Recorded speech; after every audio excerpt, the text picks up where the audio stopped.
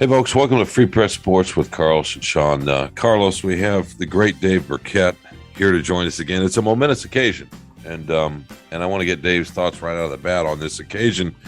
Dave, first of all, thanks for joining us.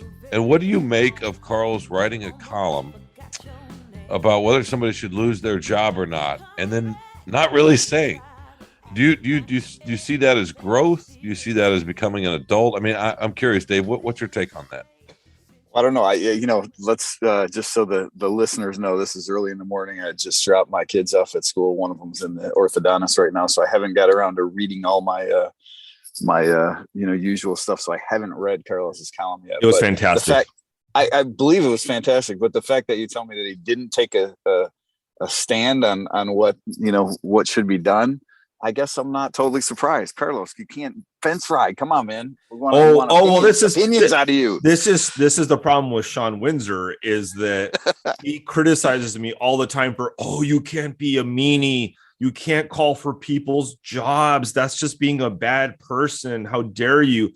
And actually, I did make an opinion. My opinion was don't fire him yet. That was the opinion. It's like there's two opinions: fire him or don't fire him. And maybe Sean maybe Sean was at the orthodontist, because I don't think he read the whole thing either. No, I read it. Dave, he did say it's not quite time yet, and I was proud of him. Yeah. And I'm glad you're here to celebrate. Well, that is growth. It's a huge growth. It's incredible growth, and I'm very proud of him.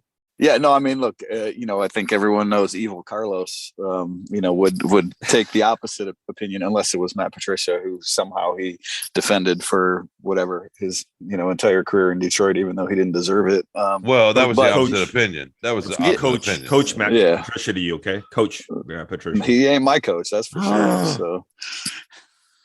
So. Let me ask you this, Dave, because, and I know you didn't read the column, but Carlos made a the one thing that other than the growth, which is always obvious, fabulous. I think, and again, we're here for you, Carlos. Keep doing it, man. It's an awesome thing to watch. But in all seriousness, Carlos mentioned, Dave, that he had no problems with the way Aaron Glenn, the defensive coordinator of the Lions, obviously was calling the game, and that'd probably be the one thing I would disagree with him in the column. I don't think it makes a lot of sense to keep coming. The blitz rate on third down, the blitz percentages rather, and the way they're doing it from so far outside and leaving themselves vulnerable up the middle, and sometimes even getting pinned in the outside, which leaves even more room further outside. And we saw that over and over and over again against who did they just play that we all sit there and watch against Seattle? Sorry, I'm just curious what you think of the way Glenn's calling the games. Well, I mean, look, I think you can, quibble with play calls from every coordinator and every team in the league on both sides of the ball. I think, Dan Orlovsky, tweeted something out, just, some all 22 film this morning or last night of a second and long play call, the pass to DK Metcalf. And he was like, he said something to the effect of, I feel like I'm watching Matt Patricia's defense again, where some of your play calls don't make sense. They don't match up. Like, why are you in single high safety in a second and long when, you played so much man coverage and Geno Smith has already, broke a couple big runs on you. So I think if you go back and watch the tape, you can certainly find fault with some of Aaron Glenn's play calls. I will say, on par, I do like Aaron Glenn's aggressiveness. I like his approach. But, if we're being honest, he shares in the blame of what's gone on defensively, and the Lions are, they rank last in just about every defensive category. Certainly they lack playmakers on all three levels. And I think that's, will continue to be an issue all year, but Aaron Glenn and his staff sharing the blame of what has gone on because of their game planning. Oh, so one thing is, that I didn't get into the column too much, and I kind of wish I had a little bit more, but Dave, you can probably speak to this more, is unlike last year, right? When Campbell goes away from Anthony Lynn, he takes over the offense, but he also uses Ben Johnson as a passing game coordinator de facto. Right. Well, he can't really do that this time. He can't take over the defense. He's not a defensive coach. So the question is really, like, if you get rid of Anthony Lynn, who is your replacement for him? Who is there? Ben Johnson, beautiful mind waiting in the wings, or are you just taking one Band-Aid off and putting on another? Is there someone else on that coaching staff you think who could step in and do a better job? Well, Carlos, I'm glad to hear you say that, he's an offensive guy, so he can't coach defense. So I expect you to take that same approach with Matt Patricia. He doesn't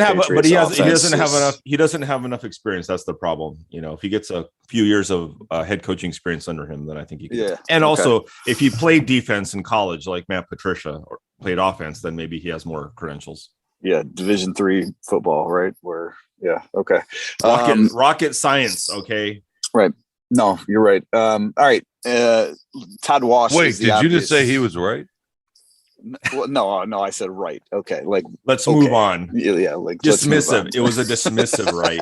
Oh, I know. No, I want you to bring that same stunned to hear those two words. Patricia, Carlos, bring that same energy against Patricia this week.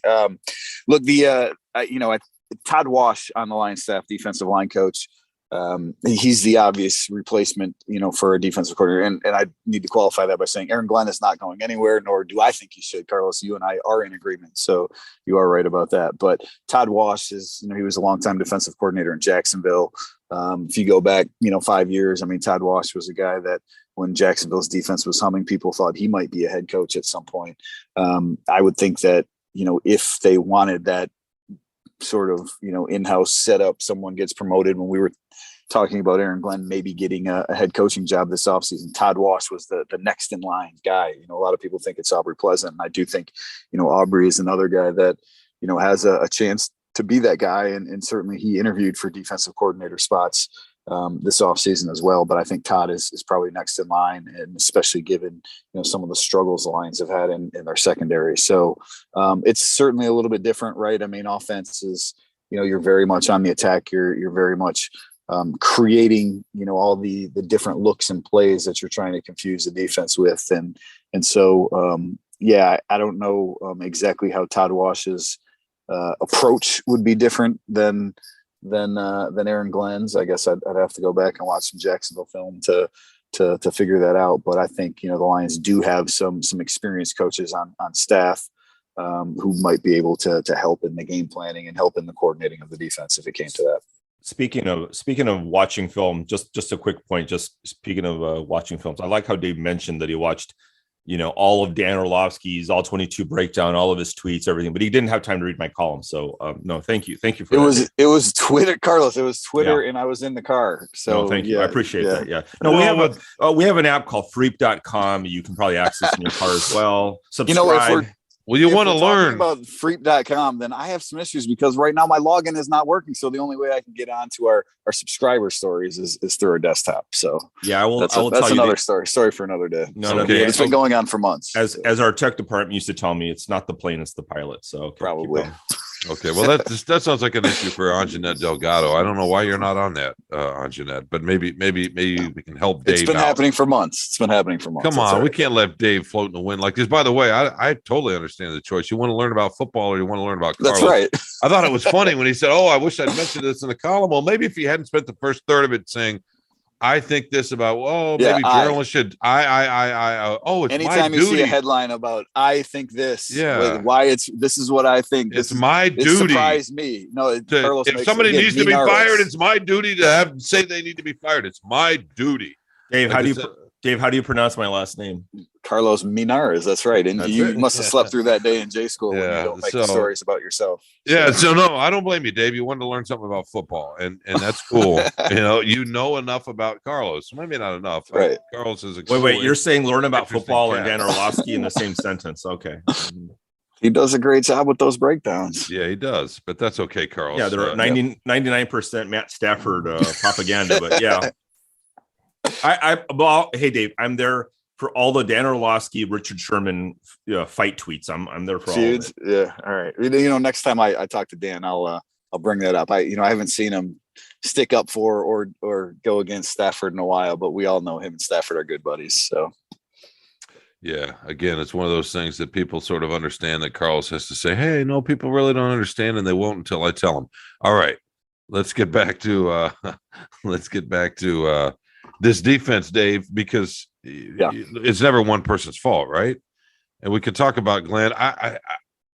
Carlos and I were talking about this during the game, or maybe, excuse me, it was after the game when the quotes came out from the Seattle locker room from Rashard Penny, the Seahawks running back, who mentioned that there were a few times where they kind of saw what was coming and they adjusted at the line. And, a couple of those plays were touchdown runs where he wasn't touched, right?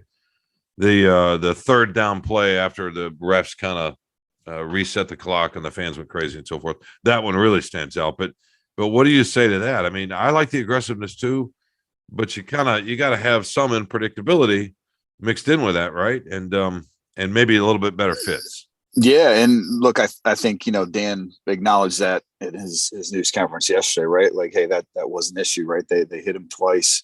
Maybe in some of those third and long situations that Campbell said after the game that Seattle hadn't shown a willingness to do on film at all. The long run on 3rd and 16 that went for a touchdown, being one of them.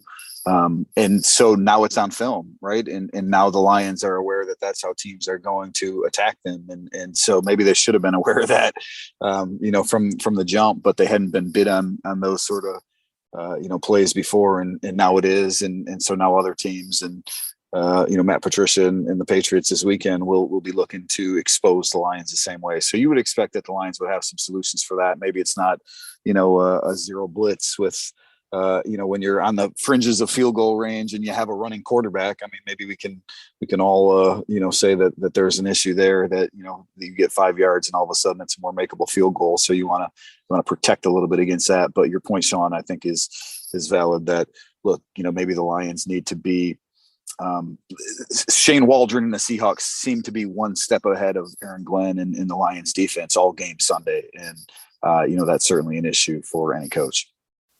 Hey, so obviously fit, design, predictability, unpredictability, all that. But what about, the personnel? I mean, that's obviously an issue too, right? They don't have enough difference makers. Look, I think that's the bigger issue, right? We talk about Aaron Glenn and again, I certainly he hasn't done a great job, but I think he is the right guy for the job right now, and I do think he's a good coach. But the biggest issue that they have right now is a lack of playmakers on defense, and I think that's all three levels. And you can throw in a lack of depth there too. And to me, part of that is you spend second-round picks on Levi Onwuzurike and Josh Paschal, who have not played it down this season, right? And we're supposed to be important parts of your defensive line, and you spend a third-round pick on a Fatu Melifonwu who hasn't played any defense essentially this season. And, maybe injuries are a part of this. And, Brad Holmes said that the Lions were aware of the injury history, especially with the two defensive linemen. So it's something that maybe they should have taken more into account. And I just don't think that you can waste a second round pick on an injured player when you are at the stage of the rebuild that the Lions are, when you have those players for so few years, and when you need so much help on defense. So I think that those decisions have certainly contributed to the Lions' lack of personnel on defense. And then it's tough to find those blue chip players, those true difference makers. It really is. And maybe Hutchinson becomes one. I think he's done some good things so far, but he needs to be a little more consistent. Jeff Okudah has certainly played better at cornerback, but he is not, in that lockdown, Jalen Ramsey creating turnovers sort of stage of his career yet. So the Lions, I think personnel is the biggest issue that they face on defense. And of course that is not going to get better overnight. That's not going to get better the rest of the season. Well, I think I was kicked off because Dave was going after his BFF Brad Holmes. So I don't think he wanted me to comment on how mean he was being to his guy over there. But I mean, Dave, hey, I give him credit, Sean. I mean, unlike your columns, he actually wrote something meaningful and hard about Brad Holmes and said he said exactly that about Onwuzurike and Josh Paschal. And it's true. I mean, that's where we don't know is, I mean, that's one of my defenses a little bit about Aaron Glenn is he's only playing with the hand that he was dealt. So if these guys are hurt, what's he supposed to do? Right. I mean, Onwuzurike is really, I mean, the dude's headed to Busville, I mean, he didn't do anything last year. He's been hurt this year. You could see it in Dan Campbell's face yesterday when we were asking, and it's just like, there's nothing moving. It just seems like there's no way this guy's on the team next year. So the question is, how much is this really like, I mean, ultimately Brad Holmes is responsible for making these decisions. It comes with input from his personnel staff. But yeah, I mean, in this stage, the only way it seems to me like you make these kind of decisions on, let's take a gamble on these guys. Jameson Williams to a lesser extent, but he's not shy about taking these injured players high in the draft.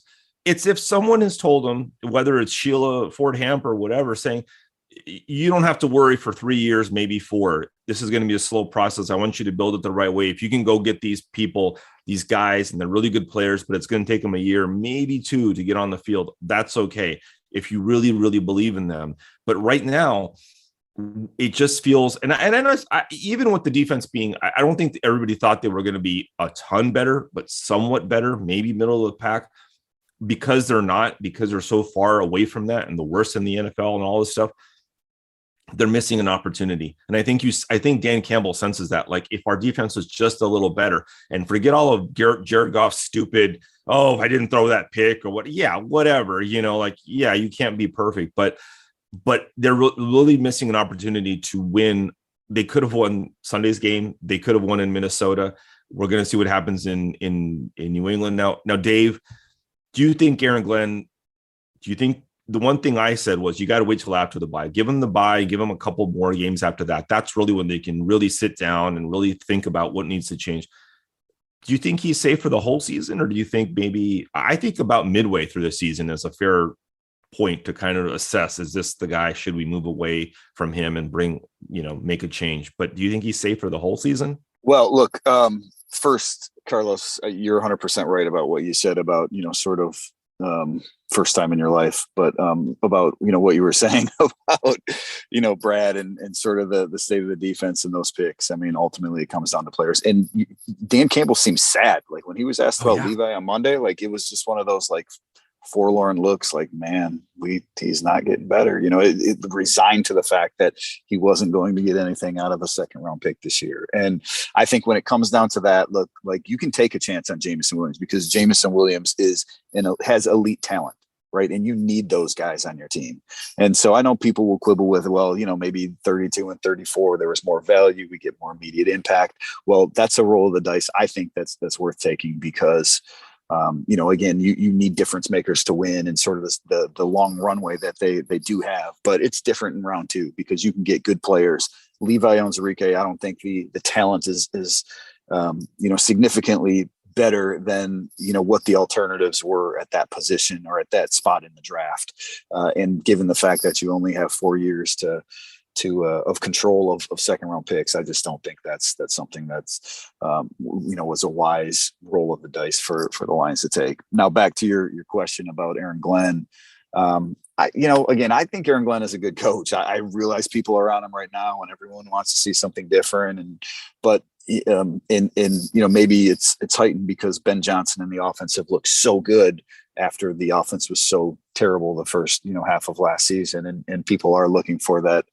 The solutions like that can turn things around quickly, but, coaches can only be as good as their players a lot of times. And it certainly is the coach's responsibility to put their players in the right spots. And maybe Aaron isn't doing that enough, right? Maybe that defense is a little more complicated than it should be with some things. And that's sort of what Dan alluded to on Monday, but I think Aaron Glenn has this entire season to sort of get this fixed. You look at what he did last year, that defense played pretty well the second half of last season. So I think I wouldn't be in any rush to get rid of a guy that I think is a pretty good coach that players respond to. That's not to say you're going to keep him, going forward if things don't get better. For many years to come, but I wouldn't be in any rush to get rid of Aaron Glenn midway through this season. Well, I would also point out real quickly, because we want to take a break and get to the offense. And no, we don't. We want to keep going on defense. What are you talking about? As Carlos said, to talk about Mr. Johnson, the genius, Mr. Johnson. He's doing good. You can hear the cynicism. You can hear the cynicism in his voice already because people are starting to like him. He's like, no, nobody can like anybody. I'm going to have to tear that down. Here's the thing, Dave. They were okay against Washington. I know Washington's offense isn't all that good. They were okay against Washington, and they were reasonable against the Vikings until Tracy Walker went down. And then all of a sudden there's miscommunications in the back end, and the winning touchdown was a wide open catch. because a couple of players thought they were supposed to be in different places. I'm not going to pin that all on Walker, but there was a little bit of a stretch there from one Sunday through most of the next Sunday where they were at least okay. And then it's fallen apart since Walker. And it's just a domino. So maybe it's not Walker per se, but the domino effect of that, coupled with the fact that Hutchinson, and I'm curious what you think about this. Maybe we can talk about this after the break, but coupled with the fact that Hutchinson, to me, looks physically overwhelmed. And I'm curious what you think about that. And I want to hear Carl's opinion on that. But before we get there, let's take a quick break. We'll be right back with more Free Press Sports with Carlos and Sean. Welcome back to Free Press Sports with Carlos and Sean. We left off with Aiden Hutchinson. Before we get to the offense, because Carlos loves to talk about Jared Goff. Dave, what do you think? Because from what I see, Hutchinson just doesn't look physically ready just yet to do anything more than just kind of take up space on the field, aside from the couple of sack, 3-sack game he had against Commanders. Well, yeah, I mean, look, I think it's tough, obviously, for rookies to make, huge impacts. So I say that, and I think back to Micah Parsons and how dominant he was last year. Look, I think Aiden is. It's we're 4 games into his career, so I'm not making any rash judgments on Aiden. I do think, Carlos, you and I talked about that in the press box, like right after he had those 3 sacks, like most of those weren't him winning. Like there was a cleanup sack, and Chris Board had a pressure, and Charles Harris had a pressure, and Carson Wentz just kind of fell into his lap one time. And, one was very, very much schemed up by Todd Wash or Aaron Glenn. So I don't know that he's winning at the level that you expect the number 2 overall pick to win in the pass rush department right now. But I think he's doing some good things up front. The coaches at least say that when it comes to, his assignment and sort of being that, force defender on the run, at least holding the edge, doing some things that he needs, crashing when he's supposed to, that he's, and Aiden said this last week, that he felt better about his game last week. This is talking about the Vikings game than maybe he did about that 3-sack game, just because he was so assignment sound and he was doing the things that he needed to. So I think there are still a lot of things maybe that we don't understand or know that, he's being asked to do, that he's doing exactly what he should. And when you play with some of that relentlessness and, play through the injuries and do some of those things, I think that's a good thing for the Lions defense. But here's the thing, right? Is what was Campbell talking about Monday about all the difference, the deep dive and the different things he's going to do. One of the things he brought up was Aiden Hutchinson is moving him around, maybe going, I don't know, someone brought up maybe if he goes to a 2-point stance like he did in Michigan or whatever. So there's something there, right? Like he's not, there's not a problem with him. No, but it hints to the idea that they're not getting as much maybe. Well, as they what could popped get out into of my him, right? head was keeping him on the edge more as a rusher, especially in sub packages. So he gets single matchups instead of moving him inside. So he's getting double teamed a lot. And when you have an Onwuzurike that can play inside, or when Josh Paschal is back, or, even John Kaminsky. When you have an Onwuzurike, I'm saying a player inside and look, 2030 like Onwuzurike or Paschal or even John Kaminsky, when you have more of those players that can play inside in sub packages, that gives you more options with Aiden to keep him outside, and maybe that makes him a better pass rusher because he's getting some of those one-on-one matchups. So that was the first thing that popped into my head when Dan was talking about that was, hey, we need to free Aiden up a little bit more because he is our best pass rusher, to help him get after the quarterback and not try to scheme something up for a Julian Okwara or an Austin Bryant. We want to scheme something up for our best guys. Do we agree? Carlos, do we agree that he needs to get stronger? And that's right. I think that's fair too, Sean. Yeah. I mean, yeah, he does. And that's the thing. I wrote this before, like in camp or something, whatever. And you were there one twice. day I was at camp. Come on. I think I wrote this something about that. Sean was there once. Twice. Yeah, Sean thank was you there very once. much. Wow, Dave's taking attendance. Not only Dave takes attendance, not only for the I just know because you bring donuts who when you shows come. up. It's like it's like you feel guilty that you haven't shown up in a while. So you're like, I'm going to bring donuts for everyone. So I thought it was that he felt guilty because he didn't really like football. I buy people's love with sugary treats, but I wrote that about Hutchinson was that he's kind of small, and I meant girth size, and people are like, he's like 6'10" and whatever, and they're like, yeah, okay, that's not exactly. I didn't get into the whole measurement and bicep, but that was the whole thing, right? The bench press thing, I mean, I think he will grow into his body more and fill out, and there's always a little balance, right, between being strong but still being limber and fast enough and all that. But I think we'll see it a little bit more. But that's a really good question. This is the kind of stuff that we don't see, that obviously Dan Campbell is well aware of. Is, let's say Aaron Glenn would like to have him outside, right, on rushing downs and stuff. But if you don't have that inside presence with a Pascal or Onwuzurike or whatever, then you can't do it. Like, as much as I want Sean Windsor to write a decisive, strong column, I can't do it if I don't have a Carlos Menarez who can do that too on the from the other side. So you can only do what you can with the chips that you have, and if he doesn't have the right guys in place, that limits what he can do.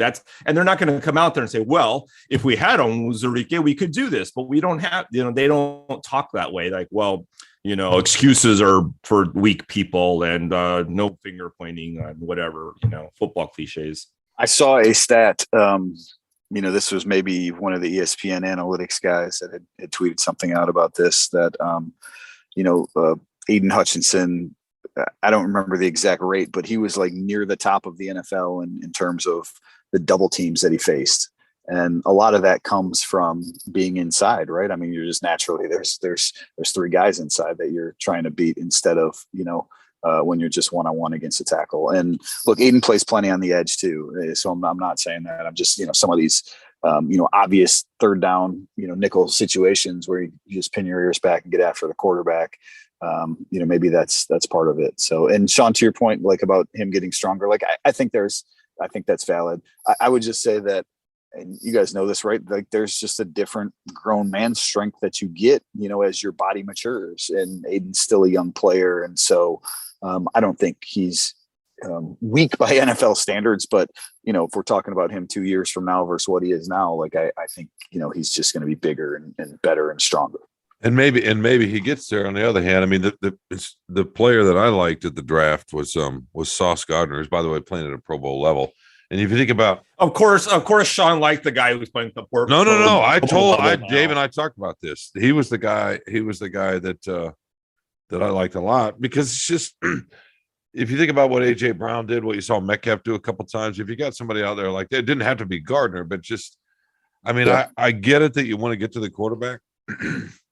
But with so many mobile quarterbacks these days, and guys that can buy a little bit of extra time, it's just as important to be able to have guys stay, or cornerbacks stay with receivers, right, Dave? I mean, the game's changed a little bit. It is. It's funny you bring up Sauce, because for my power rankings, I was, just sort of doing looking at the quarter poll of the season, right, and handing out some awards. And I have not watched Sauce Gardner much, right, but I know he was playing well, or I'd heard somebody say he was playing well. And I looked up his numbers. He's allowed 100. The passer rating against is 100 right now through 4 games on Sauce Gardner. So if we're talking about him being a difference maker that Aiden hasn't quite been yet, I think we need to pump the brakes there. We tend to see the flaws of the guys that we watch all the time a lot more than we do, some of these other people. So I would say pass rush trumps coverage ability, though, yes, you certainly need to be able to cover some people in the back end, and the Lions have not shown the ability to do that. I think Amani Oruwariye has had a disappointing season so far. Well, here's the other question with we're talking about draft is, does Brad Holmes have a rule that you cannot draft a defensive back earlier than the 3rd round? Or, I mean, like the guys he's drafted, Kirby Joseph and Melifonwu, the 3rd rounders are not doing much. They're either hurt or they're not making a difference. I mean, but do you know if he has a philosophical thing that I don't like to draft cornerbacks especially, but defensive backs early because they get hurt too much or whatever, or because it looks like the guys he has are not his draft picks right now. Yeah. So look, I think, and I should have maybe backtracked this when we were talking about, Brad earlier too, like, and you guys know this, but for everyone out there, right, like we're 18 months or 20 months into his tenure as GM, and the Lions were a bad team. So there's a lot of fixing that they had to do on both sides of the ball. Showing nuance. It doesn't happen overnight. But but I mean, it's look, Carlos, I do think when it comes to safeties, Brad had a ton of success. The Rams had a ton of success drafting late round safeties. You look at some of the guys that have started for them over the years. They were 3rd round picks and 4th round picks and 6th round picks. And so that's one of the positions that, in Brad's head, he thinks that you can get that, you can find a capable NFL starter later in the draft that you don't have to take someone that high. I don't think the same applies for cornerback. But you're right. The Lions haven't really spent that high of a pick on one yet. But they've had so many other issues, and Brad certainly believes in building, the beef up front on both sides of the ball. So I think that's taken precedent here the first 2 years. And right now he hasn't either. He doesn't have on defense. He doesn't. I mean, Hutchinson is the one guy, but he's the number 2 overall pick. But yeah, he doesn't. But he's tried, right? Aleem and Levi and Pascal and Hutch. I mean, that's 4 picks in the first, whatever Aleem was. I don't know, first 75 picks over the past 2 drafts he spent on defensive line. Yeah, well, that's the problem, right? And you're right, it's early, but in the first 2 years so far, it doesn't look like he's getting done what he needs to get done on defense. So right, that's going to be a concern.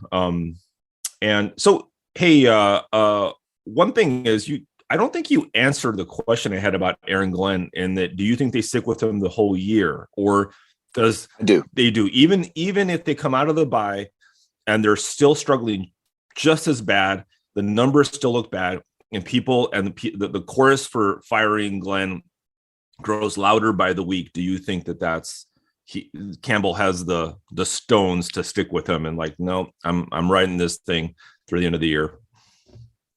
Yeah, I do. When you're losing games, games by 3 points and you're scoring 35, 36 points a game. Well, let me say this, because, I asked Carlos, you did stop out for about 10 minutes Monday for a press conference, and then you bailed before the players came. But I did say something to Josh. I brought donuts. Yeah, he did bring donuts, so I forgive him.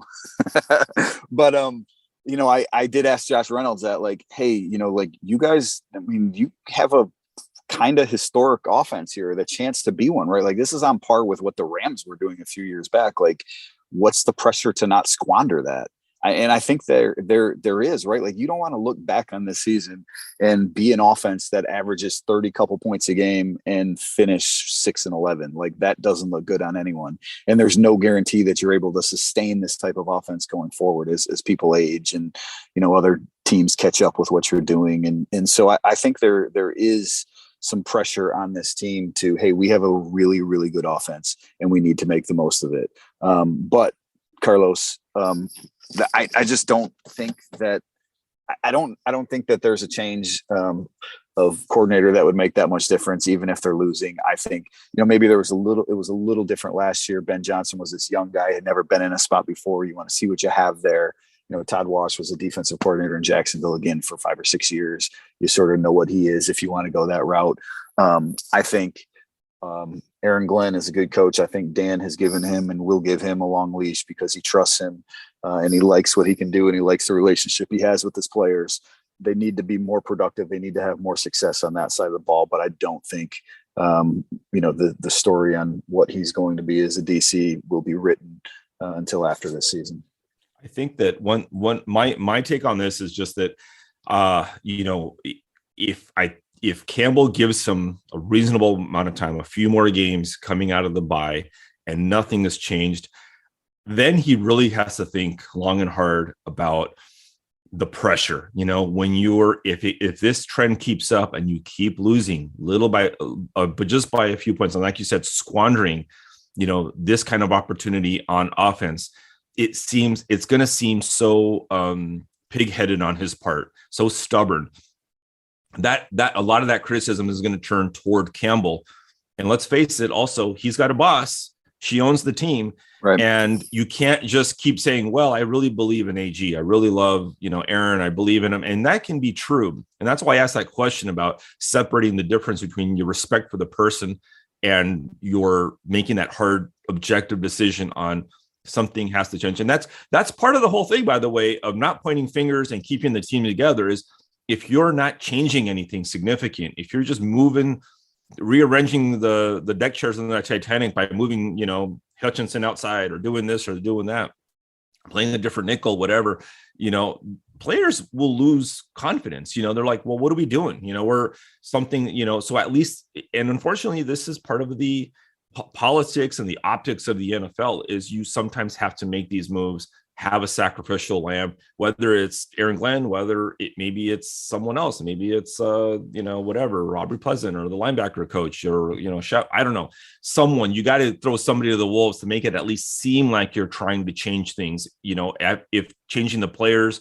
and changing the scheme a little bit hasn't worked, you got to do something different. So unfortunately, Aaron might be the sacrificial lamb there, but I can also see where it might happen, if this keeps up a few games after the bye. Hey, two points on that. One, last year it happened, the Lions had a bye at week 8. And so it was sort of a natural time to do it, right? Midway through the season, they had extra time.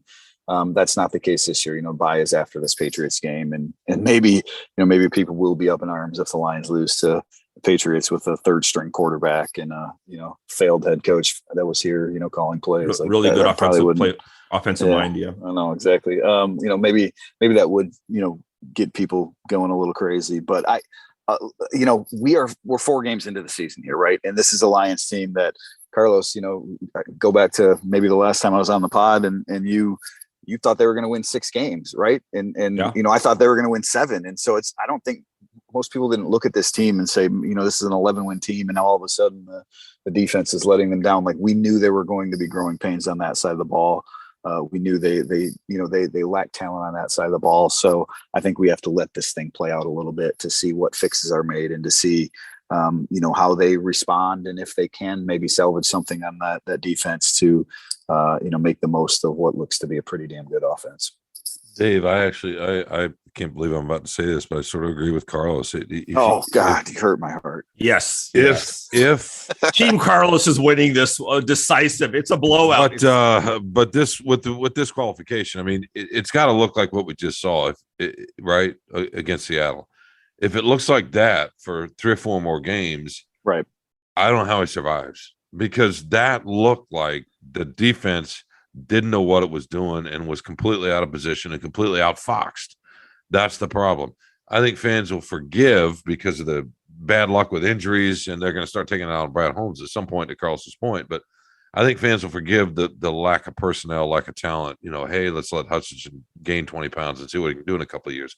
They're savvy enough for that. But if they see what they saw this past Sunday for another 3 or 4 games, 5 games, and the offense is still putting up 30 a game, yeah, I don't see how he survives that. I just don't. It's going to look, to Carlos's point, like he's taking care of his pal, whether that's fair or not, and it's probably completely unfair. But because Campbell has the guts to do that, I would think, right, and push back against the fan hatred. Yeah, I mean, look, Dan Campbell and Anthony Lynn are extremely close, so he did that last year. Exactly. So I don't. Carlos, I thought you asked a great question about that yesterday, but I think people may miss that. Like Dan Campbell and Anthony Lynn are very close. That's why Anthony Lynn was collecting a check from the Chargers, but him and Dan were so close that he decided to come work for Dan, and it just wasn't working. And that's why Dan decided to make that change. As tough as I'm sure that was for him personally. You're right. Look, if it's one thing, if we're talking like historically bad, like that they are right now, like they were the other day, I just don't. They're better than that. I don't think that's sustainable. I think, I don't think that's something that we'll necessarily see again.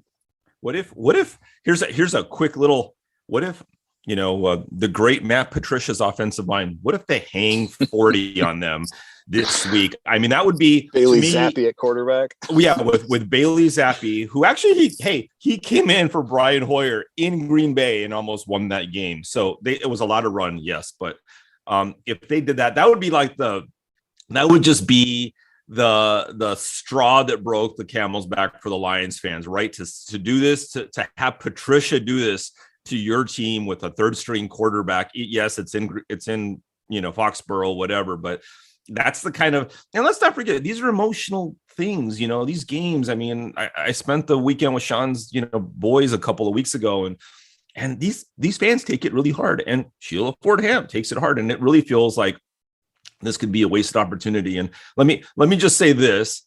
And this is kind of a little bit of a scary thought for Lions fans, maybe, but there's a chance, maybe better than maybe not a little chance, is the Lions could have 2 new coordinators next year. This would be year three of the rebuild.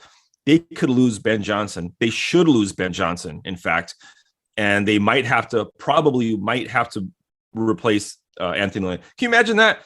Third year of the rebuild, and you got to start over with 2 new coordinators. Carlos, I was thinking about that when we were talking earlier in this pod, and it just didn't come out of my mouth. But you're right. Like, Ben Johnson he's gone. The NFL is always looking for that bright young mind, right? Who's the next bright young mind? Who's that next Sean McVay? Who's right? And Kyle Shanahan, whoever it is. And the Lions, they went with Ben Johnson because they said, maybe we have that guy under our nose. And what he's doing with the offense right now, the points that this team is putting up, the way that they're winning with Jared Goff at quarterback, who was given away by Sean McVay, right? Who no one wanted. And look at what they did with, the cast of crew that they had on the field last week. No Amon-Ra St. Brown, no DeAndre Swift, no DJ Shark. Like, that's definitely a feather in Ben Johnson's cap. And if this thing continues to go that way offensively, you can bet he will get some interviews this offseason. Hey, Dave, because I'm going to talk about the offense a little bit more. Carlos got his way, and that was all defense again. Can we keep you around us? Can we keep you around us for a few more minutes so we can take one more quick break and get into Jared? Yeah, let's do it. Get into Jared Goff. All right, we'll be right back with more Free Press Sports with Carlos and Sean. Hello, I'm Phil Friend, the host and producer of Spartan Speak, a podcast collaboration between the Detroit Free Press and Lansing State Journal focusing on Michigan State sports. Each week, I'm joined by the OGs of the MSU podcasting game, Freak beat writer Chris Laurie and LSJ sports columnist Graham Couch, as we discuss and dissect the latest sports news coming out of East Lansing. Not only is Spartan Speak one of, if not the longest-running MSU sports podcast out there, you won't find a show with 2 people as clued into the Spartans as Chris and Graham, each of whom have spent a decade-plus covering MSU and bring years of institutional knowledge and insight to the podcast. And once in a while, they'll let me throw out a take as well. Along with discussing the latest news, we'll break down the Spartans' last game on the hardwood and the gridiron. What went right? What went wrong? Jet sweep. Again? For both Mel Tucker and Tom Izzo, get you ready for the next game, make predictions, and so much more. We can also guarantee at least one reference to Kalamazoo every podcast. So if you haven't already, download, subscribe, and listen to Spartan Speak on Apple Podcasts, Spotify, Google Podcasts, or on your podcast app of choice. Welcome back to Free Press Sports with Carlos and Sean. So let's talk offense here for a second, fellas. And Jared Goff. And by the way, let's put this in some quick context. A lot of the league's best passers that we think of they're not struggling, but they're having, relative to their standards, down years. And overall offense is down in the NFL. But there are a handful of teams, the Lions are one of them, with good running games. And we just saw one, actually, Seattle. Cleveland's another example. Atlanta's another example. Miami, you can say whatever you want about Tua, but that are basically good offensive lines, good run games, a certain kind of passing systems. Those are the best, other than Kansas City. Those are the best offenses in the league right now, Dave. So is Johnson a genius, or have these guys figured out because they've got great offensive line play and they've gone from there with good running backs? So what's going on exactly in your opinion? Ben Johnson is a very bright coach. I think, as we talked about last segment, like, his star has risen to the point that, he very well could be on head coaching radars this offseason. He's doing an excellent job scheming things up, being creative, doing things that Jared Goff does well. So he deserves a lot of credit. That being said, as much as we were critical of Brad Holmes for some of his defensive picks, and I know there are some questions about what Dan Campbell should do with Aaron Glenn. Like, those two have, the philosophy that they've followed and built offensively is, that's a big part of why this team is so successful. Because you're right, Sean, this offensive line is really good, and it doesn't matter who they've plugged into some of those spots. They can run the ball on anyone, and it doesn't matter who's in the backfield. It's Jamal Williams, it's DeAndre Swift. Craig Reynolds has even had a couple nice carries in limited action. So when you can run the ball like they can run the ball, that just opens everything up offensively. And the Lions aren't. Look, no one on this offense was supposed to be a superstar, right? Like Amon-Ra St. Brown was a 4th round pick, and DJ Chark was a 2nd rounder, and Josh Reynolds was cut by the Titans last year, and so the Lions are doing this with guys that I don't know that most coordinators would be able to get this out of. But I think this is just like defensively, it's been sort of a collective failure of lack of talent and scheme and coaching and everything. I think offensively, this is a collective success because there are so many good parts on offense. And Ben Johnson is doing a great job of implementing the vision that Dan Campbell and Brad Holmes have for the offense. That's the problem. And I don't want to make this about defense again, but just that is the comparison when you look at the offense. You tried to get away from it, Sean. I did. Tried to. I did. No, Carlos doesn't want to talk about this because he hates offensive linemen. And he thinks they're worthless, right? And no, I don't think he doesn't want to admit that they're the engine of this leading offense now. They're tremendously important the way that sand and dirt are important to building a house, but they're not the house. And Sean wants to spend every 1st round pick on offensive line. No, that's not true. I just want Carlos to admit the dirty little secret in New England all those years. I mean, Brady was great. Obviously, you proved that in Tampa. They had great offensive line play. Every year they made a run, right? And that never got talked about because it was all the ego, Belichick and Brady. Anyway, sorry, Carlos, go ahead. Yeah. No, the tight ends and Wes Walker and all these guys had nothing to do with it. But they're important. Yeah, Brady doesn't get time. What does it matter? Who's he going to throw to if he's on his back? Yeah, Randy Moss. So anyway, the point of it is that you are seeing what Ben Johnson is doing with these guys, right? When you're plugging in guys like Evan Brown and Dan Skipper, and you're still getting production out of your offensive line when you're making the most out of Amon-Ra St. Brown, who had that was the question with St. Brown, right? Was he for real, or was it just a weak second half schedule where he really took off? Well, no, that was your question. That wasn't the question. St. Brown has proved me right, and I was correct about it. Okay. And it was actually Ben Johnson. Oh my God, Dave. And he's continued that. But that's the problem, right? When you look at defense, it's like, why can't Aaron Glenn get more out of Kirby Joseph or Melifonwu or whoever it is that he's not getting as much out of as he should, because Ben Johnson seems to be doing it on the other side. Defense, the health has a lot to do with it for sure. That's another problem. Dave. Why can't he get more out of Kirby Joseph? Kirby Joseph has played one game. Yeah, so why can't he get more out of Anzo? Yeah. No, that's fair. It's one game. He looked awful, but it was one game. He got the highest. Look, I haven't gone back and watched the All-22 yet, but he got the highest coverage grade among Lions by Pro Football Focus for whatever that's worth. Kirby Joseph. He gave up 2 touchdowns and he got the highest grade. Well, look. What were they drinking over there? He got beat down the same. The other one, I don't know. I assigned it to Kirby because Amani Oruwariye, the one on the goal line, the little rub route that they had, Amani was sort of pointing like right away, like Kirby should go there. But typically the Lions trade off, players out of a stack formation like that. So I don't know. I think PFF assigned that one to Amani. Who knows what the right one was? Regardless, Sean, look, to your point. And I don't, PFF stuff isn't, it's not gospel by any means, but when I wrote about the offensive line earlier this year, of the top 7 PFF ranked offensive lines last season, 6 made the playoffs. 1 belonged to the Super Bowl champion LA Rams. So when you have that good offensive line in place, that just helps. It's not an accident unless the Lions have that. Unless you have a generational defense. It's just not an accident, right? You just don't have to spend high draft picks to put that or a generational quarterback. Yeah, right. Carlos, I think you're right, because a lot of teams don't. Like there are 2 schools of thought in the NFL, but however you do it, if you have an elite offensive line, that means so. Outside of having that elite quarterback, I think that elite offensive line is probably the next most important thing in football. You could argue it would be that great, generational and defense, almost like you said, Sean. Yeah, but, and you got to get lucky to do that without at least 1 first rounder on the line, right?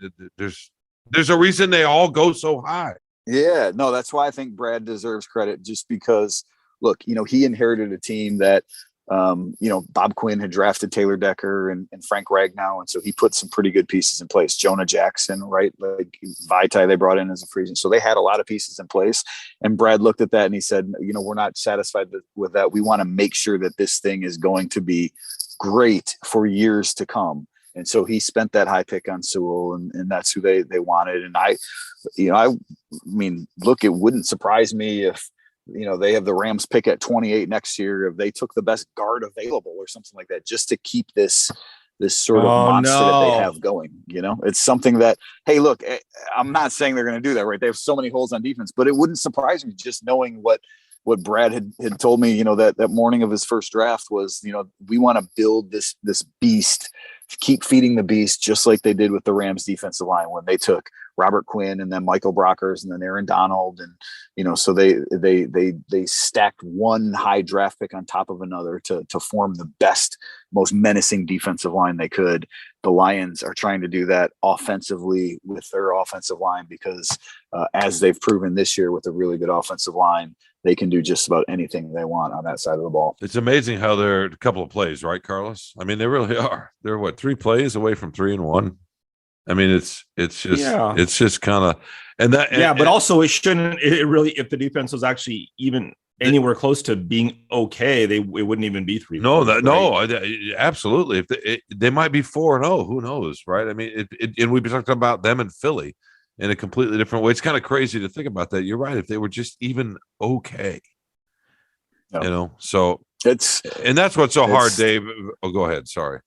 No, you're right, because it's weird. Like 10 minutes left in that Vikings game, and we were looking at a 4-1 start, right? You looked at, wow, Seattle's not very good, and New England, and who knows, right? Maybe that's a game you can win on the road, and then all of a sudden things go awry at the end of that Vikings game, and then you get your teeth kicked in last week, and now instead of maybe looking at 4-1, you're maybe looking at 1-4, and just it's such a different feel. What's the combined total, Carlos? Like 11, 12 points in the 3 losses. I mean, it's I think that's, and we don't have to, we can talk about this later in the season, but that's what's particularly painful. Carlos mentioned my boys. We're just talking about the fans in general. They see that it looks a little bit different, and yet how the record's not. The record's still the same. It feels different, it looks different. It's kind of fun to watch in a lot of ways, and yet the record's still the same. And that's very painful for a lot of people. And here's the scary part about it, as I mentioned about the coordinator situation and changing coordinators next year, is let's just say if Campbell is able, if Glenn is gone after the year, right? Let's say it gets a little better, whatever, right? They win a couple games. It's not as putrid as it's been recently. They get a little healthier, whatever. Are you going to stick with Glenn another year? And if you don't, and you bring in another coordinator, then he's probably going to change some coaches, and it's going to be yet another year of, unless it takes off and catches fire, it's going to be another year. Well, it's got to take a little time, another year or two, for this scheme, for the players to, then you got to also, coordinator comes in, brings in his own scheme. He's got to get we're going back to the 3-4, and then we got to bring in different linebackers and all this other stuff. It's like, how long is this going to take? I mean, this is the depressing part of this, is that it feels like it could have been closer this year. And that's all I wanted this year. That's all I expected from the Lions, was 6 wins, showing some improvement, wild improvement on offense, terrible, regression on defense. We are in the first week of October. Why are you trying to give me so much work in January with two coordinator searches? I think both these guys are coming back. This is my daughter's 8th grade year. I got basketball that I need to spend my January and February coaching. So I'm confident that Dan Campbell is going to do the right thing. NFL teams around this league are going to do the right thing and leave the Lions coordinators in place for.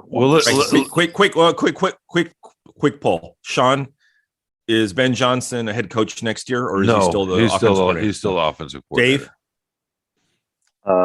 Still the offensive coordinator. Okay, he's a head coach next year. Write it down. We could add it to our bet sheet. Add it to the bet. He's going to lose a little bit of sheen in New England, right? Because they're defensively, I mean, it's going to be a little bit trickier. They're going to score 20 points at New England, probably lose 23-20 or whatever. Well, you don't understand how desperate the NFL, how much coaching turnover is, and how desperate they are, not only for young minds and whatever, but especially offensive geniuses. They cannot, if Kevin O'Connell can get a job, anybody can get a job. Wow, I think that was a shot at Andrew right there. Yeah, just dropped that one in for him. But no, look, but he also came off a winning team. Like if the Lions go 5-12 or something to your suggestion here that they're going to have to replace their defensive coordinator. Like, as bright as Ben Johnson may be, like, that's a tough sell for a fan base. So wait. If we're talking, How do you say, oh, no, sorry, his defense sucked, we can't hire this offense coordinator? Like, what? How can you? Because you're not putting, once again, you're not putting yourself in somebody else's shoes and trying to see the life from a different perspective, like Dave just did. Yeah. Listen to what Dave. Care. Listen to what Dave said. Please.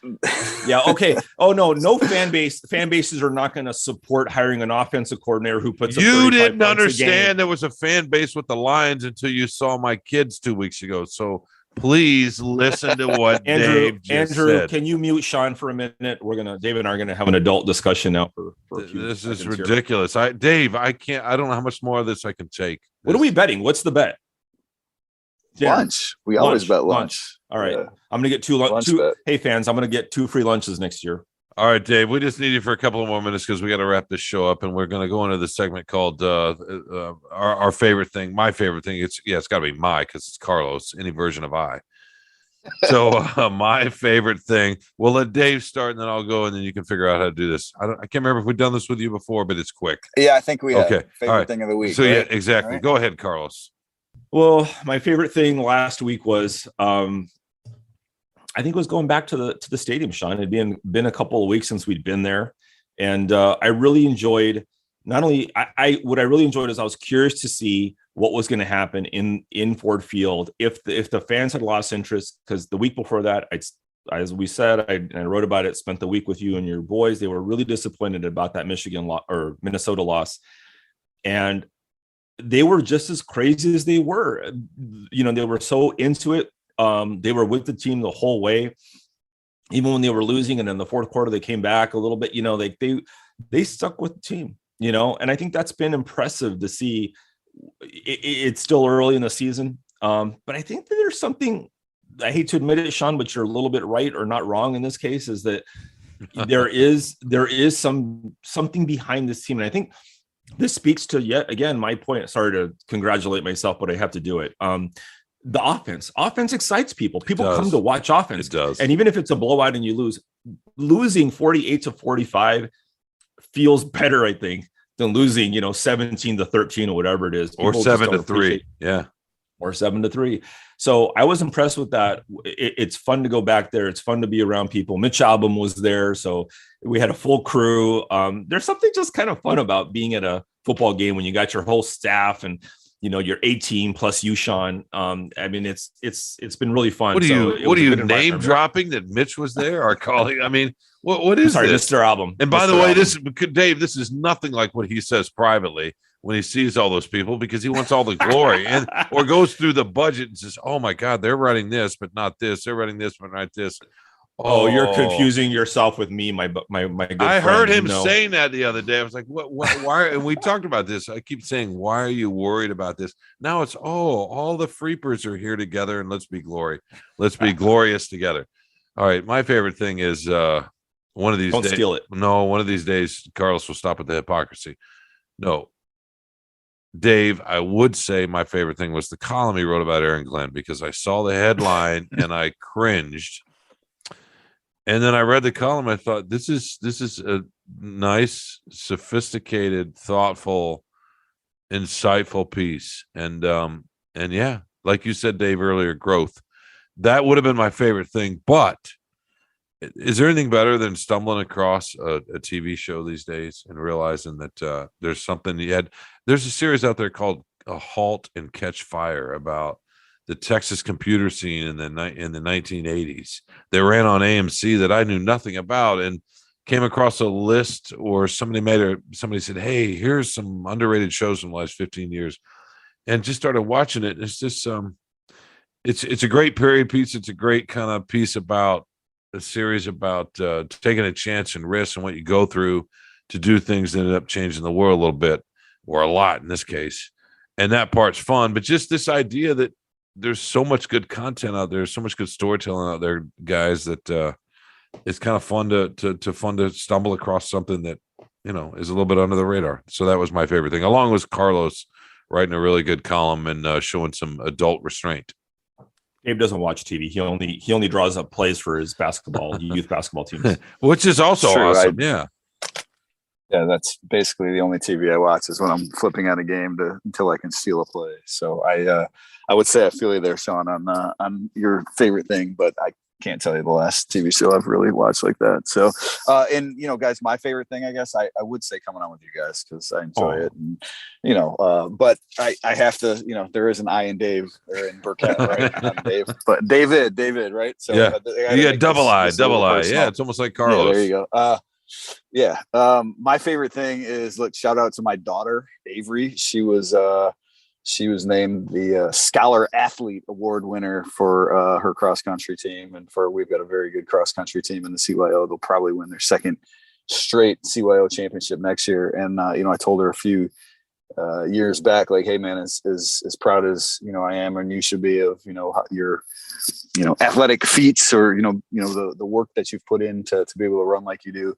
It's more important that you be a good student and mesh those two things. And she was named her team's Scholar Athlete Award winner for the fall. So shout out to my daughter. That's my favorite thing of the week. Aw, that's yeah. Oh, that's a good response. I like that, Carlos. The humanity comes out when you least expect it. I really like that. Hey, man, thanks, Dave. Thank you for joining us and spending all this time with us and putting up with our, what do you call it, Carlos? Shenanigans. Good word. I do too. I like that. Carlos is sharp, by the way, Dave. I know our listeners can't. Yeah, we like to give him, crap. I guess I can say that, right? Yeah, we can. We can. No, sorry, Anjanette. in trouble now. Sorry, Anjanette, for being human. Bleep it out. Yeah. Anjanette wants he's a pretty bright dude, probably at the end of the day. He is sometimes, and Anjanette wants us to be robots, so don't say crap. But that's just how she rolls. It's another bleep. Yeah, no.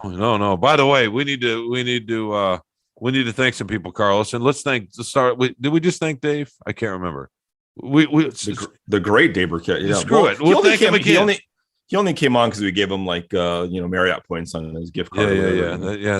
That's a good fresh joke. The donuts yesterday. Yeah, that's a nice fresh joke there, Carlos. Let's thank Dave again for joining us. Who else are we going to thank, Mr. Menares? We have to thank the great Andrew Hammond, producer, who's back after a 1 week hiatus. So we're welcoming him back. Yes. And, co-executive producers, Anjanette Delgado and Kirkland Crawford, and the big guy, editor Peter Rubatia. And what else do we need to do? We need to tell people where to find this. I don't know where to find this shenanigan messy podcast. Go to daveburkett.com, go through all the Dan Orlovsky tape, and then you can find it on Apple or Spotify. Yes, but yeah, exactly. Or wherever you find your favorite podcasts. Lastly, what do we need to do? We need to thank the listeners for joining us. The listener. Yes, thank you. The listener. Yeah, thank you so much for spending time with us. We've had fun. It's always fun, and we will be back next week and talk to you then.